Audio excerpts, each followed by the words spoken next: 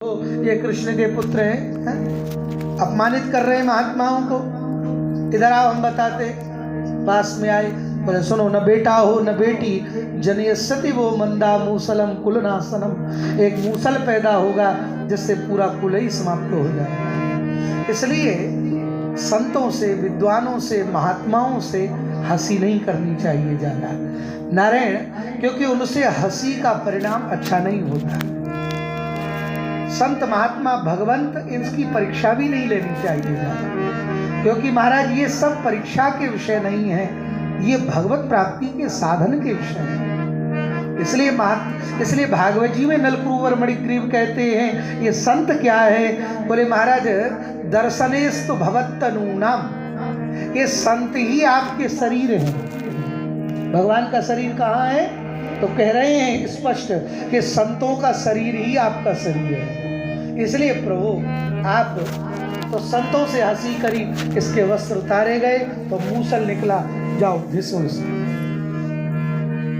उग्रसेन के पास आए तो कहा जाइए घिसिए, खूब घिसा, चूर्ण बन करके एरका नाम की घास बन गई जो सब समुद्र के किनारे लगी। हमारा खंड बचा था, यह खंड एक मछली निकल गई और कुछ मछुआरों ने मछली को पकड़ा, पेट चीरा, वह खंड निकला तो व्याघ्र ने बाण बना करके रखा।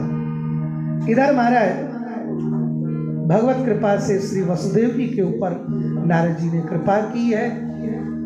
भगवान कैसे प्रसन्न हो, तो यहाँ परमहंसोपाख्यान का भी वर्णन किया है, हंस भगवान का भी अवतार बताया है। बोलो हंस भगवान की, माया उनके निरूपण आदि आदि के कर्म बताए हैं।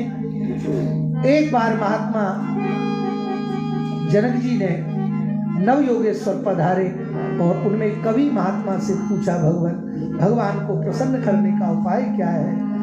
कायेन वाचा मनसेन्द्रियर्वा बुद्ध्यात्मना वानुसुतस्वभावत् करोति यद यद सकल परस्मै नारायणायेति समर्पयेत्। भगवान को समर्पण करना ही, सब कुछ सौंप देना ही, ये हमारे भजन का सार है। ऐसा वसुदेव जी पर कृपा की है। इधर ये तुलसी राजकुमार मदिरा पीकर लड़ने लगे हैं। ठाकुर जी ने सबको छोड़ दिया, सबसे कहा मेरी द्वारका चली जाए। ये सब मदिरा पीकर कटने लगे, मरने लगे। तभी श्री उद्धव जी ठाकुर जी के पास आए, प्रभु आप चले जाएं, मैं कैसे रहूं? भगवान कहते एक बार महाराज यदु ने एक महात्मा को विचरते देखा, पूछा आप कौन हैं? बोले मेरा नाम दत्तात्रेय है। 24 गुरुओं मैंने अपने जीवन में बनाए, इसलिए मेरे जीवन में इतना सुख है, इतना आनंद है। बोले महाराज कौन कौन से गुरु बनाए? पृथ्वी वायु आकाश मापोग्नि चंद्रमा रवि कपोतो अजगर सिंधु पतंगो मधुकृतगज मधुहाहि हरिणो मीना पिंगला कुरुर्भका कुमारी शरकृत सर्प पूर्णनाभि शुभे सकृत। बोले महाराज पृथ्वी को गुरु बनाया जिससे सहनशील होना सीखा, वायु को विचरना, आकाश से विशालता, कुमारी से महाराज अकेले मस्त रहना वो उत्तम है।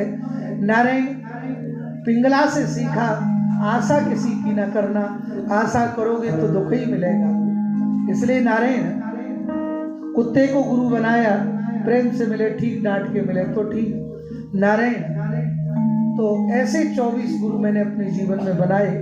भगवान कहते हैं हे उद्धव, वनम विवक्षु पुत्रेषु भार्यानस्य सहैव वा वन एव स्वेच्छान्तस्तृतीयं भागमायुष।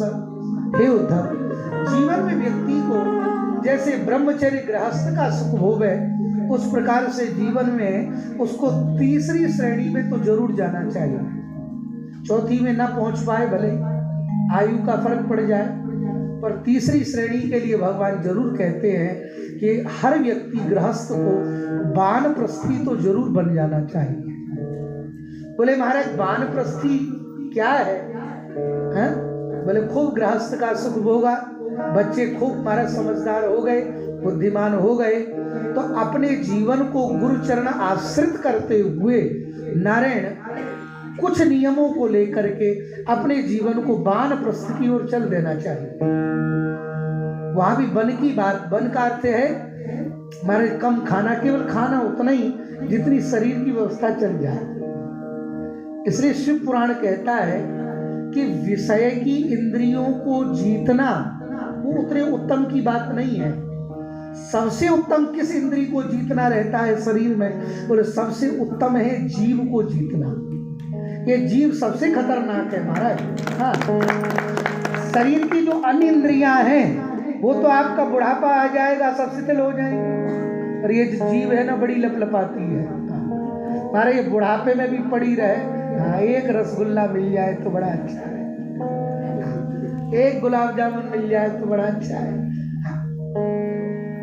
कितनों की आसक्ति महाराज मैं देखता हूँ कई कई वस्तुओं में ऐसी वानप्रस्थी होने पर भी नहीं जाती। वानप्रस्थी का अर्थ ही है धीरे धीरे धीरे धीरे अपनी भगवान के भजन से जिन जिन वस्तुओं में तुम्हारी आसक्ति हो जाए उनको धीरे धीरे छोड़